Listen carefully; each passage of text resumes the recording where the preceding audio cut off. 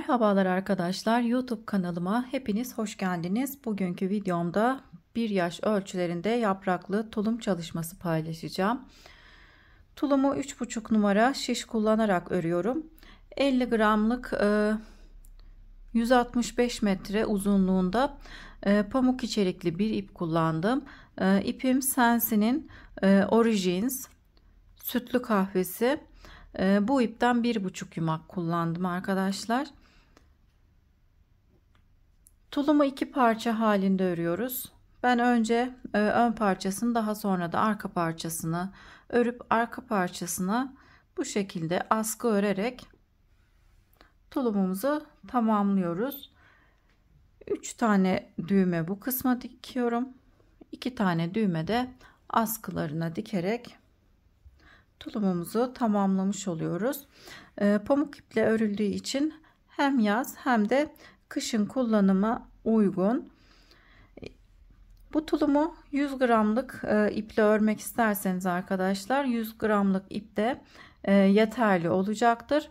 Fakat 100 gramlık ipler genelde 250 metre uzunluğunda olduğu için benim örmüş olduğum bu ipe göre biraz kalın, o yüzden ölçüler daha büyük olacaktır.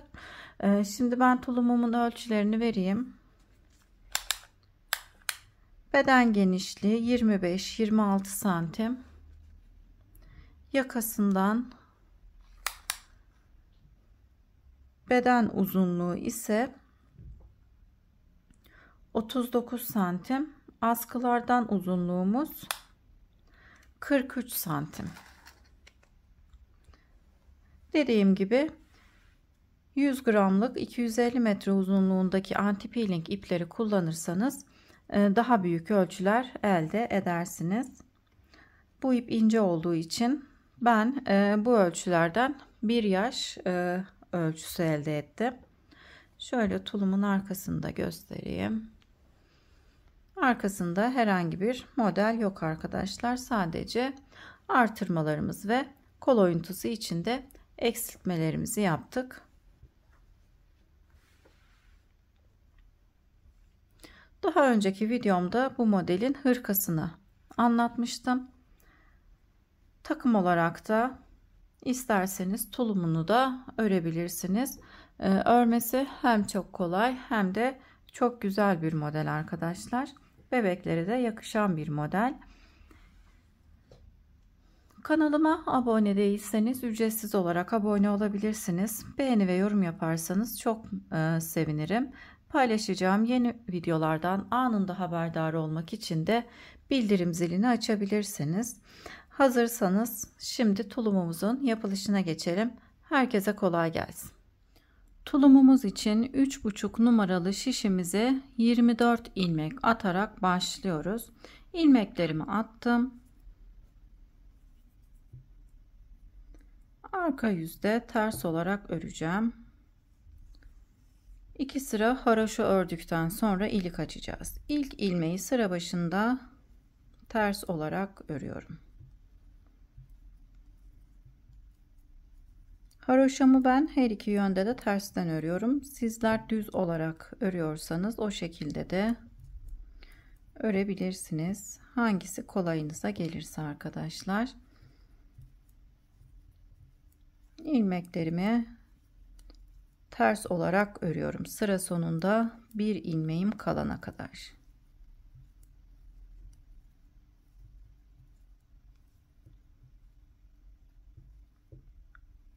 Sondaki ilmeği örmeden şişime takıp ön yüze geçiyorum. Kenar kısımlarının tırtıklı olmasını istediğim için sıra sonundaki ilmeği örmeden şişime takıp ön yüzde ters olarak öreceğim. Diğer yüzde.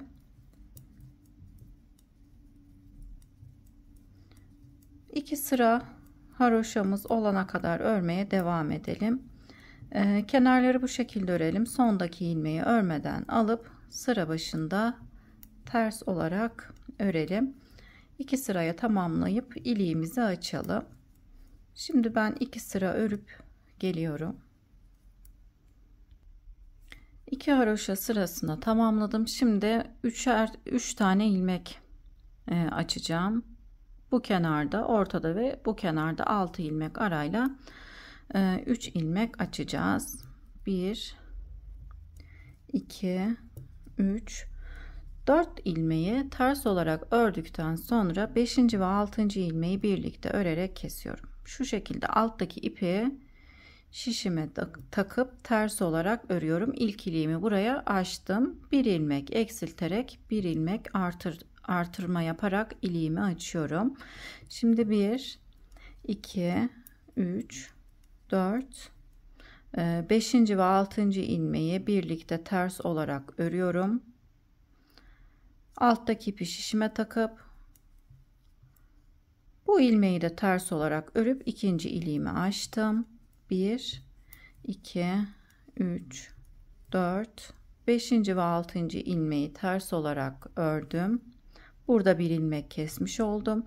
Alttaki ipi şişime takıp ters olarak örüyorum. Bir ilmek artırmış oldum.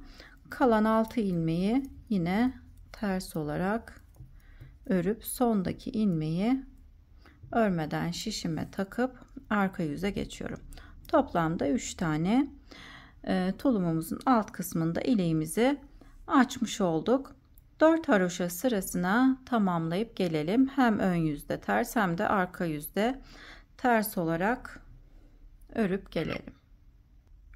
4 haroşa sırasına tamamladım. Kenarlar 5 ilmek haroşa olarak devam edecek. Orta kısımda model kurulumuna geçeceğiz. Fakat bu sırada artırma yapmadan bir sıra ön yüzde düz, bir sıra da arka yüzde ters olarak öreceğim. 5 ilmek haroşa ördükten sonra sıra sonunda 5 ilmeğim kalana kadar ilmekleri düz olarak örüyorum.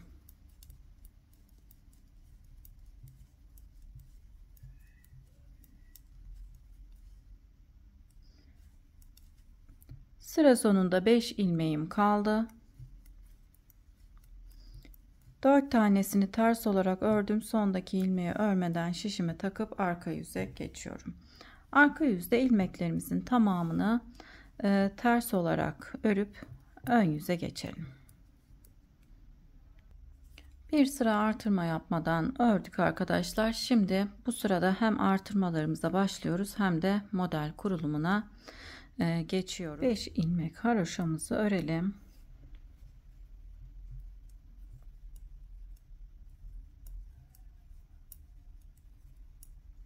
Beş haroşadan sonra bir ilmek artırma yapalım. Artırmalarım ben şu şekilde ilmeği çevirip şişime takarak yapıyorum. Şu şekilde elinizde dolama yaparak da artırmalarınızı yapabilirsiniz.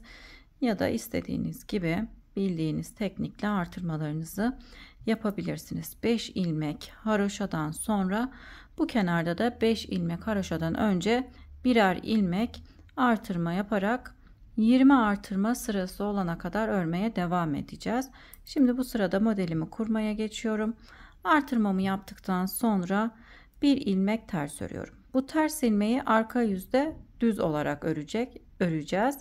Bu ilmek ön yüzde ters, arka yüzde düz olarak modelimiz boyunca devam edecek.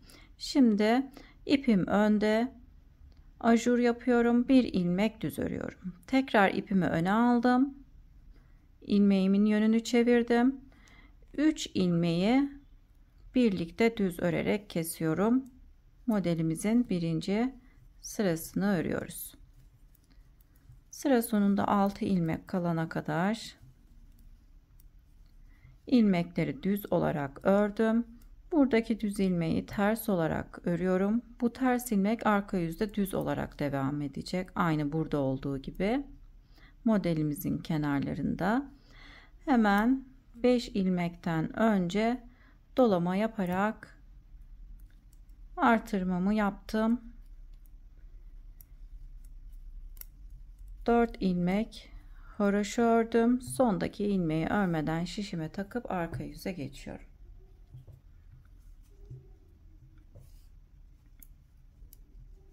Beş ilmek haroşa örüyorum arka yüzde.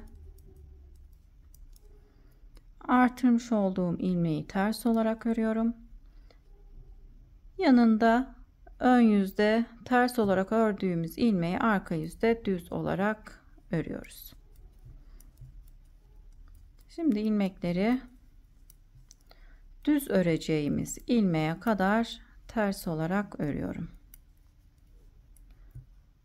Ajur ilmeklerimi de ters olarak örüyorum. Daha sonra sıra sonunda 3, 6, 7 ilmeğim kaldı. Buradaki ilmeği düz örüyorum. Ön yüzde ters olarak örmüştüm. Artırmış olduğum ilmeği ters. Diğer ilmeklerimi, haroşa ilmeklerimi ters olarak örüp sıramı tamamlıyorum. Sondaki ilmeği örmeden şişime takıyorum. Şimdi modelde ikinci sıradayız. Yani ikinci ajur sırasındayım. Yine kenarda olan 5 ilmek haroşamızı örelim. Ben ters olarak örüyorum her iki yönde de. 5 ilmek haroşa ördükten sonra dolama yaparak artırmamı yaptım. Bir önceki sırada örmüş olduğum, artırmış olduğum ilmeği düz olarak örüyorum. Ters ilmeği yine ters örüyorum. Arka yüzde düz olarak öreceğim. Bir ilmek düz örüyorum. İpimi öne alıyorum. Yine ajur yaparak artırmamı yapıyorum. Yaprak modelimizin ortasındaki ilmeği düz olarak ördüm. İpimi öne aldım. Yine ajur yapıyorum. Bir ilmek düz ördüm. Buradaki ilmeğin yönünü çevirip 3 ilmeği birlikte düz örerek kesiyorum. Bir önceki videoda hırkasını anlatmıştım arkadaşlar, bu yapraklı modelin. Eğer onu ördüyseniz tulumu da kolaylıkla örersiniz. Modeli zaten anlamışsınızdır. Ters ilmeği ters, artırmış olduğum ilmeği düz örüyorum. 5 haroşa ilmeğimden önce bir ilmekte artırma yapıp haroşa ilmeklerimi örüp sıramı tamamlıyorum. Şimdi arka yüzde ilmeklerimizi örelim. 5 ilmek haroşamızı ördükten sonra artırmış olduğumuz ilmeği ters örüyoruz. Bir ilmek daha ters ördüm. 2 ilmek artırma yapmış olduk. Düz ilmeğimiz, arka yüzdeki düz ilmek kendisini belli etmeye başladı. İlmeği düz örüp diğer düz ilmeğimize kadar ilmekleri ters olarak örelim.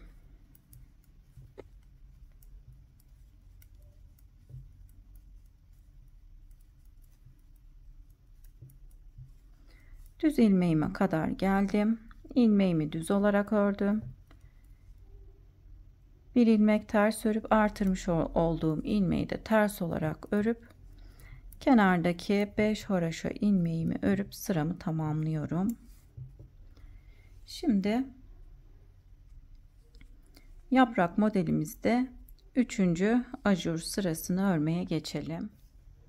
Sıra başındaki haroşa ilmeklerimi haroşa olarak örüyorum.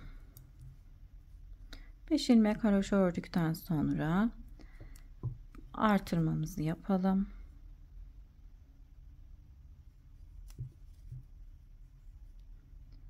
Artırmamı yaptım. 2 ilmek düz ördüm. 1 ilmek ters örüyorum. Şimdi yaprak modelimizde 2 ilmek düz örüyoruz. İpimizi alıp ajur yapıyoruz. Ortadaki ilmeği düz örüyoruz. Tekrar ipimi öne aldım. 2 ilmek düz örüyorum. Buraya da ajurlarımı yapmış oldum. 3. ajur sırasındayız. İlmeğimin yönünü çevirdim. 3 ilmeği birlikte düz örerek kestim. Yani yaprak modelinde 2 ilmek artırma yapıyoruz. Burada da 2 ilmek kesmiş oluyoruz. İlmek sayımız değişmiyor arkadaşlar. İlmek sayısı artmıyor ve eksilmiyor. Ters ilmeğime kadar geldim. Ters ilmeğimi ters olarak örüp 2 ilmek düz örüyorum. Hemen haroşalarımdan önce bir ilmek artırma yapıyorum. Kalan 5 haroşa ilmeğimi haroşa olarak örüp sıramı tamamlıyorum. Sondaki ilmeği örmeden şişime takıyorum.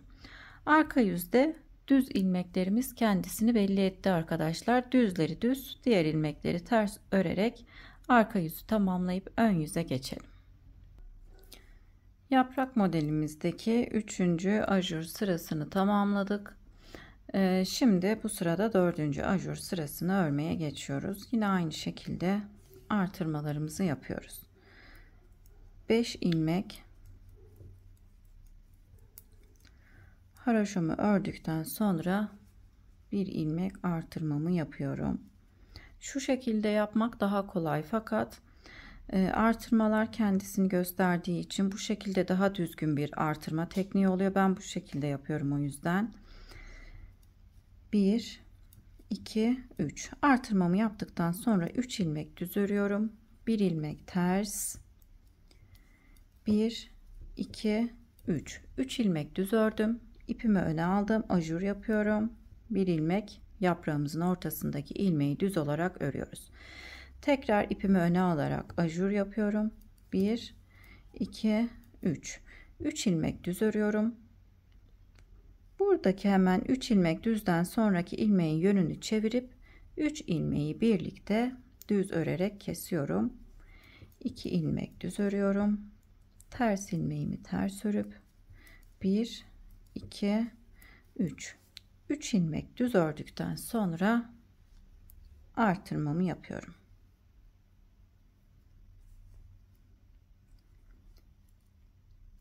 Beş ilmeğim kaldı. 4 tanesini ters olarak örüp sondaki ilmeği örmeden şişime takıyorum. Şimdi arka yüze geçiyorum.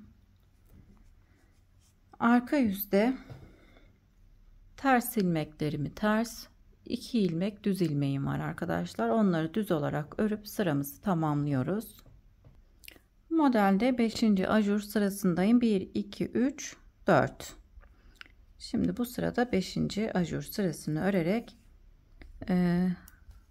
son sırayı tamamlamış olacağız. Ajur sırasındaki son sırayı. Daha sonra bir sıra popcorn yapacağız. 5 ilmek ördükten sonra hemen artırmamı yapıp 1 2 3 4 ilmek düz örüyorum. 1 ilmek ters örüyorum. 1 2 3 4 ilmek düz örüyorum. İpimi öne alıp ajur yapıyorum. 1 ilmek düz ördüm. Tekrar ipimi öne alıp ajur yaptım. 1 2 3 4 ilmek düz örüyorum. Hemen 4 ilmekten sonraki ilmeğin yönünü çevirip 3 ilmeği birlikte düz örerek kesiyorum. 1 ilmek ters, 1 2 3 4 ilmek düz örüp artırmamı yapıyorum.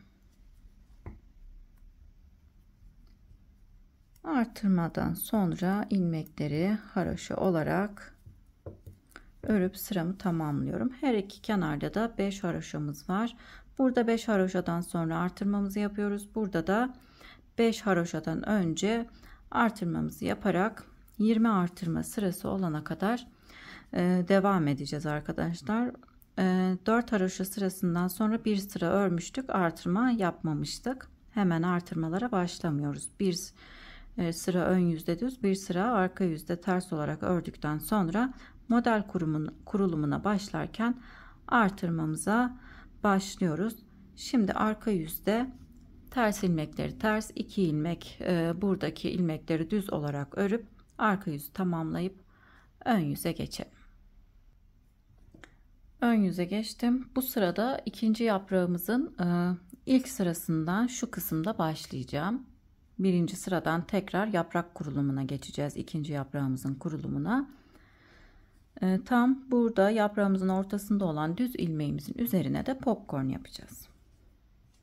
Kenarlardaki artırmalara yine devam ediyoruz.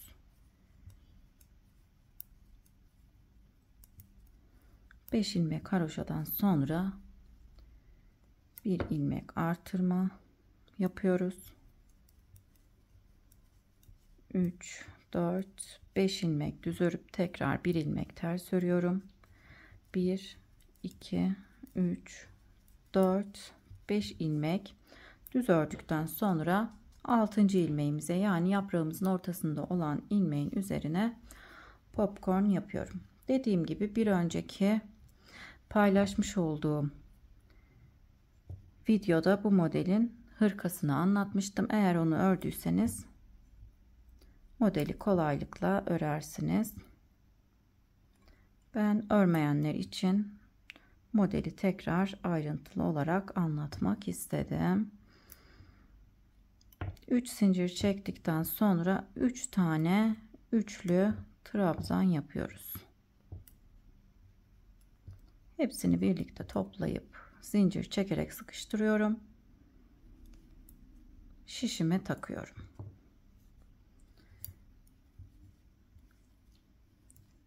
İlmeği şişe taktıktan sonra 1, 2, 3,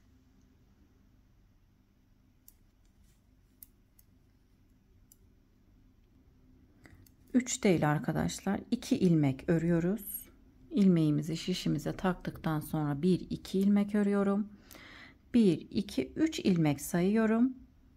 İlmeklere soldan girip düz olarak kesiyorum. Yani şurada yapmış olduğumuz 3 ilmeği birlikte kesmiştik. İlmeğin yönünü çevirip burada da sağa doğru, burada sola doğru kesim yapmıştık. İkinci yaprakta sola doğru kesim yapıyoruz. İpimi öne aldım, ajur yapıyorum. Buradaki ilmeği yaprağımızın ortasındaki düz ilmek olarak kabul edip her iki tarafına ajur yapacağım. O yüzden ipimi öne aldım.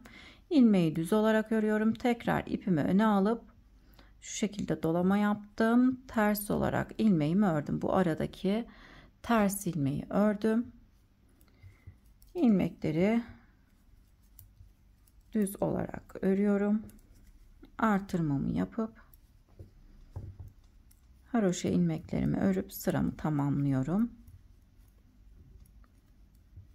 Arka yüzde yine düz ilmekleri düz, tersleri ters olarak örüp sıramızı tamamlayalım. Şimdi ikinci yaprakta ikinci ajur sırasındayım.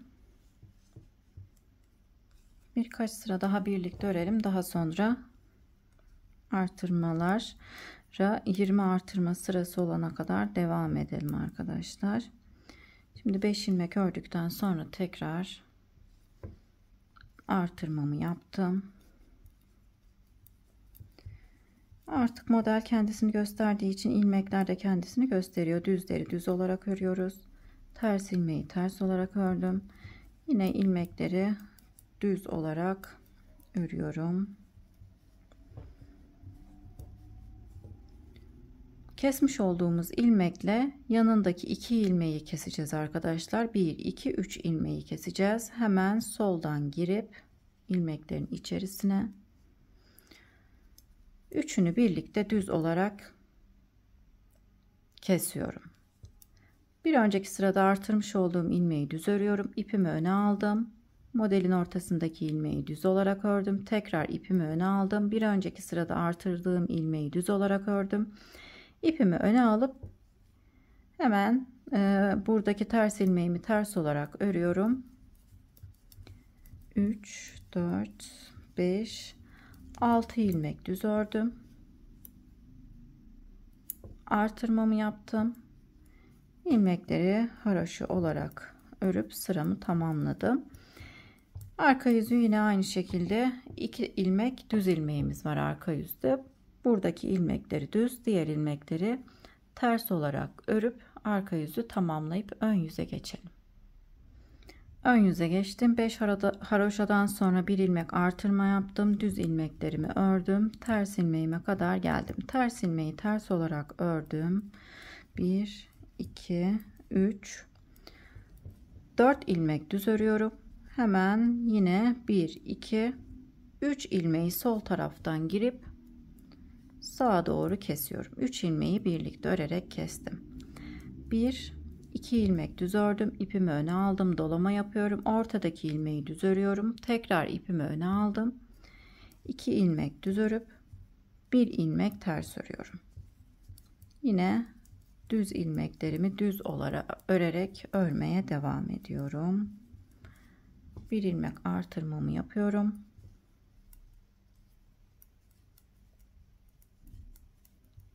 Kenar haroşalarımı örüp sıramı tamamlıyorum. Arka yüzü örmemiz gerektiği gibi örelim. Modelde 1 2 3 ajur sırası ördük.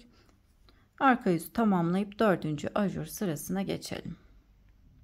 Ön yüze geçtim. 5 haroşa ilmeğimden sonra bir ilmek artırma yaptım. Düz ilmeklerimi ördüm. Aradaki ters ilmeğimi ördüm. Tersten sonra 2 ilmek düz ördüm. 2 ilmek düzden sonra 1 2 3 ilmek sayıp 3. ilmeğe soldan girip üçünü birlikte örerek kesiyorum. Kesmiş olduğumuz ilmek kendisini gösteriyor arkadaşlar zaten. 3 ilmeği birlikte örerek kestikten sonra 1 2 3 ilmek örüyorum. İpimi öne aldım. Yaprağın ortasındaki ilmeği düz olarak ördüm. Tekrar ipimi öne aldım. 1 2 3 ilmek düz örüp 1 ilmek ters örüyorum. Şimdi haroşa ilmeklerimize kadar ilmekleri düz olarak örüp bir ilmek artırmamızı yapalım. Artırmadan sonra haroşa ilmeklerimi haroşa olarak örüp sıramızı tamamlıyoruz. Arka yüzde yine örmemiz gerektiği gibi arka yüzümüzü de örüp tekrar modelde 5. ajur sırasına geçelim. Arka yüzü tamamlayıp geliyorum. Ön yüzdeyiz. İkinci motifimizin 1 2 3 4 5. ajur sırasını örüyoruz. Yine ilmekleri örmem gerektiği gibi ördüm. Artırmamı yaptım. Düz ilmeklerimden sonra ters ilmeğimi ördüm. İpimi arkaya alıyorum. Burada kalan 3 ilmeğin üçünü birlikte düz örerek kesiyorum. 1 2 3 4 ilmek örüp ipimi öne aldım. Yaprağımızın ortasındaki ilmeği düz olarak örüyoruz. İpimi tekrar öne aldım. 1 2 3 4 ilmek düz örüp 1 ilmek ters örüyorum. 1 2 3 4 5 6 7 8 9 ilmek düz ördükten sonra bir ilmek artırma yapıp kenar haroşalarımızı örüyoruz. Sondaki ilmeği örmeden şişime takıp arka yüze geçeceğim. Arka yüzde 3. motifimize başlayacağız şu kısımda. Yaprağımızın ortasındaki ilmeğe de popcorn yapacağız. Şimdi arka yüzü tamamlayıp gelelim. Arka yüzü tamamlayıp ön yüze geçtim. Yine haroşa ilmeklerimden sonra artırmamı yaptım. Düz ilmeklerimi ördüm. En son ters ilmeğimi ördüm. Buradaki kestiğimiz ilmeğimiz bir sonraki yani 3. motifimizin ortasındaki ilmek olacak. O yüzden ipim önde, her iki tarafına ajur yapacağım. Burada yine motifimizin ilk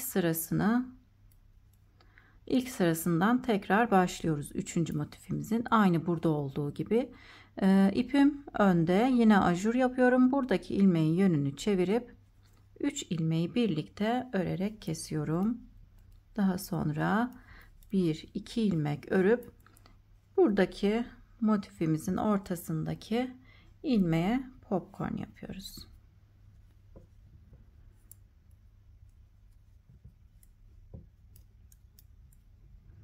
3 zincir çekip 3 tane üçlü trabzan yapıyoruz.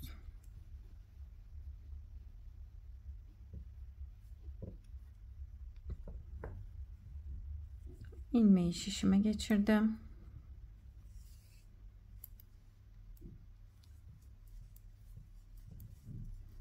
İlmekleri düz olarak ördüm ters ilmeğime kadar. Ters ilmeğimi ters örüp diğer ilmekleri yine düz olarak örüyorum. Sıra sonunda 5 ilmeğimiz kalana kadar 5 haroşa ilmeğimden önce yine artırmamı yapıp haroşa ilmeklerimi haroşa olarak örüp sıramı tamamlıyorum.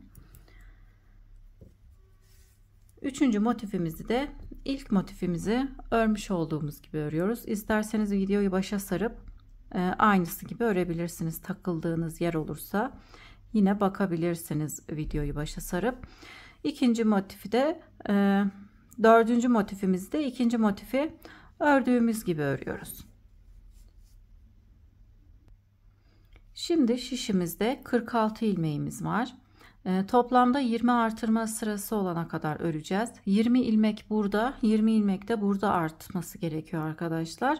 24 ilmekle başlamıştık. Şişimizde 64 ilmeğimiz olana kadar artırmalarımıza devam ederek örelim arkadaşlar. Daha sonra yine ön motiflerimiz devam edecek fakat artırma yapmayacağız 66 ilmekten sonra. Şimdi şişimizde 66 ilmeğimiz olana kadar örüp gelelim. Şişimde 64 ilmek olana kadar ördüm. 20 ilmek bu kenarda artırma yaptım. 20 ilmek de bu kenarda. 24 ilmekle başlamıştık. Şişimde toplamda 64 ilmeğim oldu. Bu genişlik benim için yeterli. Sizler küçük olduğunu düşünüyorsanız birkaç sıra daha artırmaya devam edebilirsiniz. Eğer ipiniz kalınsa da zaten daha büyük, daha geniş olacaktır. Artık kenarlarımız haroşa olarak devam etmeyecek. Düz olarak öreceğiz. O yüzden sıra sonundaki ilmeği düz olarak örüp sıra başında örmeden alacağım. Artık kenarları bu şekilde örerek devam edeceğim. Sondaki ilmeği düz olarak örüyorum. Diğer yüze geçiyorum. İlk ilmeği örmeden aldım. Artık ilmeklerimi düz olarak örmeye devam ediyorum. Kol kesimine başlayana kadar bu şekilde düz olarak devam edecek. Kol oyuntusu için kesimlere başlayacağız. O zaman tekrar yine haroşa olarak örmeye geçeceğiz.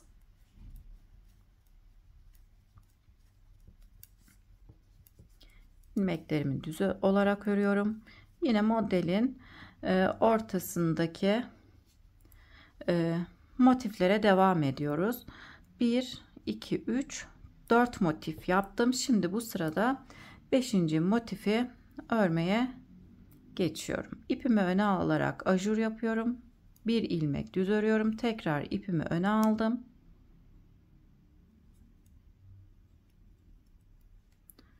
Buradaki motif gibi yapacağız. Şu şekilde ipimizi öne alıyoruz. Buradaki ilmeğin yönünü çevirip 3 ilmeği birlikte düz örerek kesiyorum. Sağ taraftaki motif gibi yapıyoruz burada. Bir sağ bir sol olarak devam ediyoruz. Modelimizin ortasındaki ilmeğe kadar. Modelimizin ortasındaki düz ilmeğimizin üzerine popcorn yapıyorum. 3 zincir çekip 3 trabzan yapıyorum.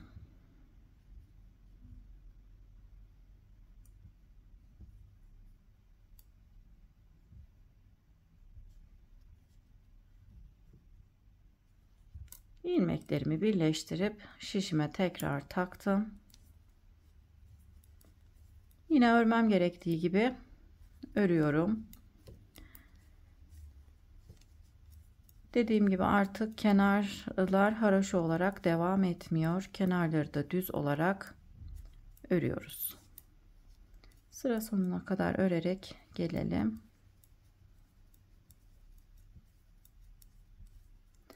Artırma da yapmıyoruz. Artırmalarımızı tamamladık. 20 artırma benim için yeterli. Dediğim gibi sizler daha büyük yapmak isterseniz birkaç artırma sırası fazla örebilirsiniz. En sondaki ilmeği düz olarak örüyorum. Artık bu kısım düz olarak devam edecek. Arka yüzü de yine örmem gerektiği gibi öreceğim. Kol altına kadar istediğim uzunluğa gelene kadar orta kısımdaki motifleri örerek ilerleyelim. Kol altında tekrar haroşamızı ve kesimleri birlikte yapalım. O kısma kadar örüp geliyorum. Kol altına kadar tulumumuzu ördüm. Şöyle 1 2 3 4 5 6 7 8 9. motifin popcorn'unu yapacağız burada. Yani 10. motife başlayacağız. Bu kısma kadar ördüm. Şöyle arkasından sayarsak da şu kısımdan sayarsak arkadaki ters sıraları 51 sıramız oldu. Şimdi bu sırada kol oyuntusuna başlıyoruz arkadaşlar. Tekrar aynı şu kısımda olduğu gibi haroşa örüp ilmeklerimizi keseceğiz. Artık kenarların tırtıklı olmasını istediğim için sıra sonundaki ilmeği örmeden alıp sıra başında ters olarak örüyorum. 1 2 3 4 ilmek ördükten sonra 5. ve 6. ilmeği birlikte ters örerek kesiyorum. Haroşa örerek kesiyorum. Diğer ilmekleri model kısmına kadar düz olarak örüyoruz.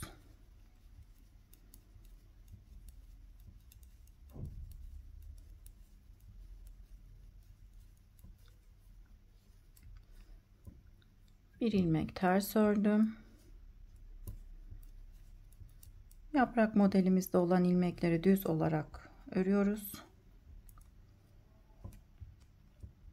Yine yaprağımızın ortasındaki düz ilmeğin üzerine popcornumuzu yapıyoruz.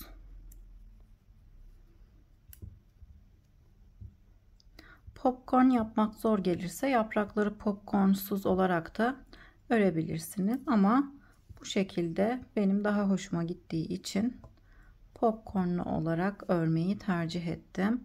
Şimdi ilmeğimi taktıktan sonra 1 2 ilmek örüyorum. Dediğim gibi 10. motifimize başlıyoruz. Hemen burada 3 ilmeğe sol taraftan girip kesiyorum. İpimi öne aldım. Aradaki yaprağımızın tam ortasındaki ilmeği düz olarak ördüm. Tekrar ipimi öne alıp buradaki ters ilmeğimi ters olarak ördüm. 10. motifimizin ilk sırasını örmüş olduk. 1 2 3 4 5 6 7 8 9. Şimdi 10. motifimize başlamış olduk. Sıra sonunda 6 ilmeğimiz kalana kadar ilmeklerimizi düz olarak örelim. Her iki kenardan da bir ilmek kesmiş olduk. Her sırada birer ilmek keseceğiz arkadaşlar. Toplamda 15 ilmek bu kenardan, 15 ilmek de bu kenardan kesmemiz gerekiyor.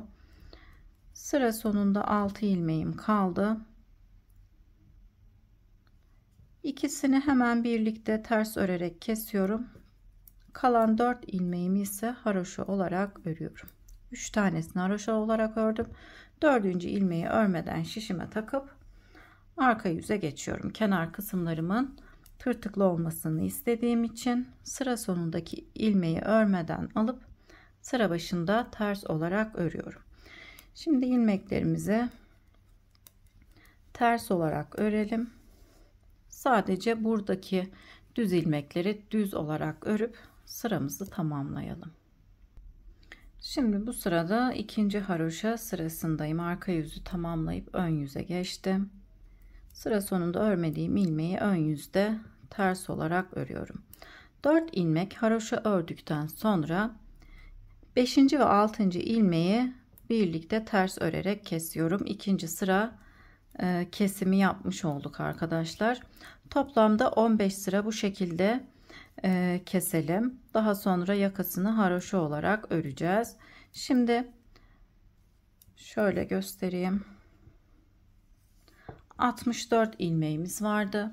15 ilmek bu kenardan, 15 ilmek de bu kenardan, yani toplamda 30 ilmek kesmiş olacağız. Şişimizde 34 ilmeğimiz kalacak. Her sırada birer ilmek. Bir ilmek burada, bir ilmek de burada. keseceğiz. 15 sıra burada 15 ilmek de burada kesmiş olacağız. Şimdi o kısma kadar örüp gelelim. Daha sonra yakasını haroşa olarak örelim. Kesimlerimi tamamladım. 2, 4, 6, 8, 10, 12, 14, 15 haroşa sıramız oldu. 15 ilmek bu kenardan, 15 ilmek de bu kenardan. Toplamda 30 ilmek kestim. Şişimde 34 ilmeğim kaldı. Şimdi 4-5 sıra kadar haroşa öreceğiz arkadaşlar. Hem de ilik açacağız. Yine bütün ilmeklerimi ters olarak örüyorum. Artık kesim yapmıyoruz. Şişimizde olan ilmeklerimizi haroşa olarak örüyorum. Normalde burada tekrar bir motif daha yapacaktık. Fakat modeli tamamladık.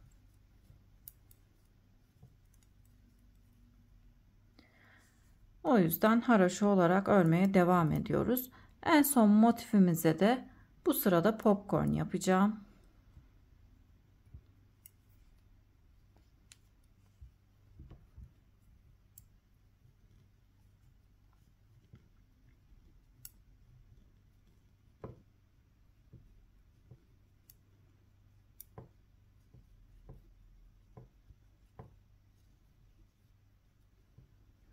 Popcornumu yaptım. İlmeği tekrar şişime takıyorum. Yine haroşa olarak örmeye devam ediyorum. 3 haroşa sırası örelim. İleğimizi açalım arkadaşlar. Daha sonra 2 haroşa sırası örüp ön parçamızı tamamlamış olacağız. Şimdi ben 3 haroşa sırasına tamamlayıp geliyorum. En son popcornumu yaptım. 3 haroşa sırasına tamamlayıp gelelim. 3 haroşa sırası ördüm. Şimdi hem bu kenarda hem de bu kenarda iliğimizi açalım. 1 2 3 ilmek ördükten sonra alttaki ipi şişime takıp ters olarak örüyorum. Hemen yanındaki 2 ilmeği ters örerek kesiyorum. 1 ilmek artırmış, 1 ilmek eksiltmiş olduk. Burada iliğimizi açtık. Şimdi 5 ilmeğimiz kalana kadar ilmeklerimizi haroşa olarak örüyoruz.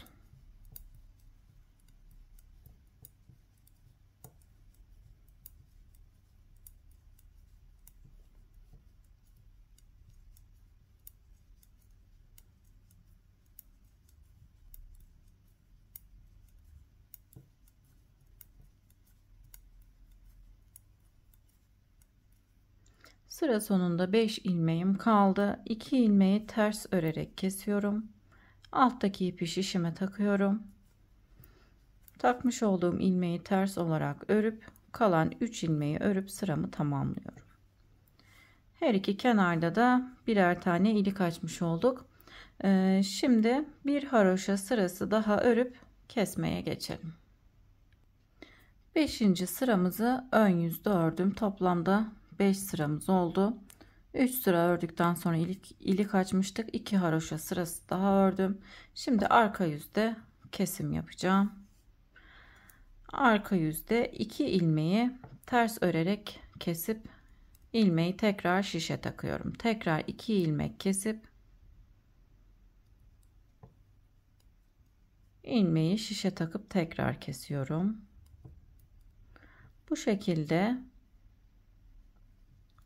ilmeklerimizi kesip ön parçamızı tamamlayıp gelelim. Ön parçamı kesip tamamlamış oldum arkadaşlar. Şimdi arka parçanın anlatımına geçelim. Ben arka parçamı ördüm. Arka parçada gösterilecek pek bir şey olmadığı için örerek anlatmıyorum arkadaşlar. Şu şekilde kısaca anlatayım.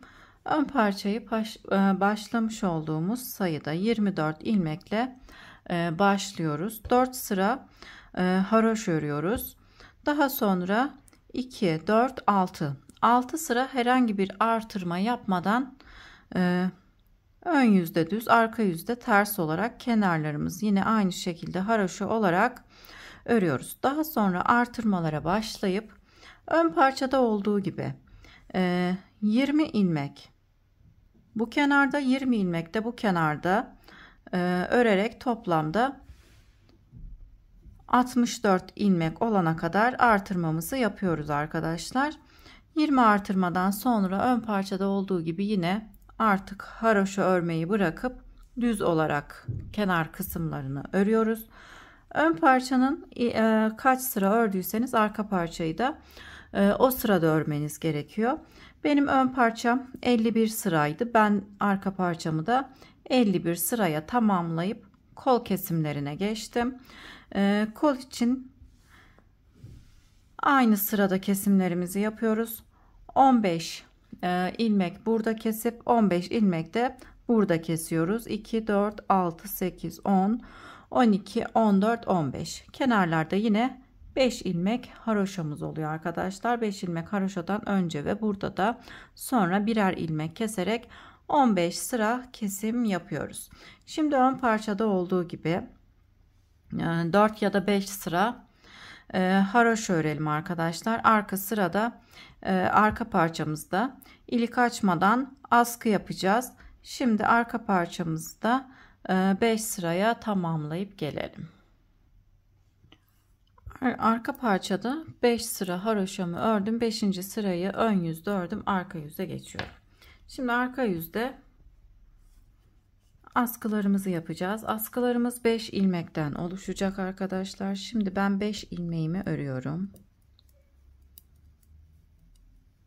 5 ilmek ördükten sonra 6 ilmekten de yapabiliriz arkadaşlar. 5 ilmek biraz az oldu. O yüzden 6 ilmek yapalım. 6 ilmekten askılarımız oluşsun. Daha sonra sıra sonunda 6 ilmek kalana kadar kesimlerimizi yapalım. 2 ilmeği birlikte örerek kestim. İlmeği şişime takıp tekrar 2 ilmeği birlikte örerek kestim. İlmeği şişime takıyorum. 2 ilmeği birlikte örerek kesiyorum. Sıra sonunda 6 ilmeğimiz kalana kadar. Aynı ön parçamızı kesmiş olduğumuz gibi arka yüzde 2 ilmeğimizi ters örerek 2 ilmeği birlikte örüyorum. 6 ilmek kalana kadar keselim. Sıra sonunda 6 ilmeğim kaldı. 6 ilmekle askısını öreceğim arkadaşlar.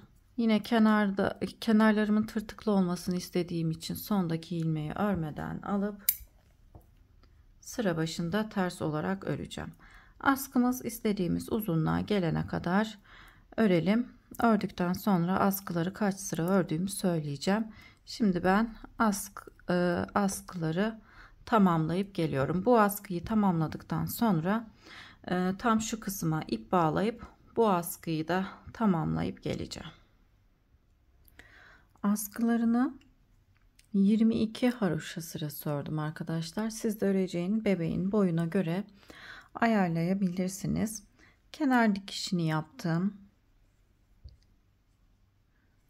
A kısmına 3 tane düğme diktim. Yine şu kısımlara da birer tane düğme diktim. Kenar dikişini şu şekilde yapıyorum, göstereyim. Ön yüzde en son ilmeğin arasına girerek arka bedenden ve ön bedenden alarak dikiyorum. Bu şekilde düzgün bir dikiş tekniğini kullanmış oluyoruz. Bildiğiniz farklı tekniklerle de dikişinizi yapabilirsiniz. Şimdi ben bu kenarı da birleştirip geliyorum.